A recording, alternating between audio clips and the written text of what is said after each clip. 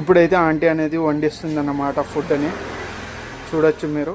ఒక ప్లేట్ పెట్టి, ఆ ప్లేట్ పేపర్ అనుకుంటుంది, పేపర్లో మంచిగా ఫుడ్ పెట్టింది అన్నమాట. చూడండి చిన్న ఫిష్లు అన్నమాట. మన ఫుడ్ అయితే వచ్చేసింది, ఇదే మన ఫుడ్. ఇప్పుడు టేస్ట్ అనేది చెప్తా. ఒక ఫిష్ ఫ్రై ఇచ్చిర్రు, ఇంకేది ఆలుగడ్డ కర్రీ,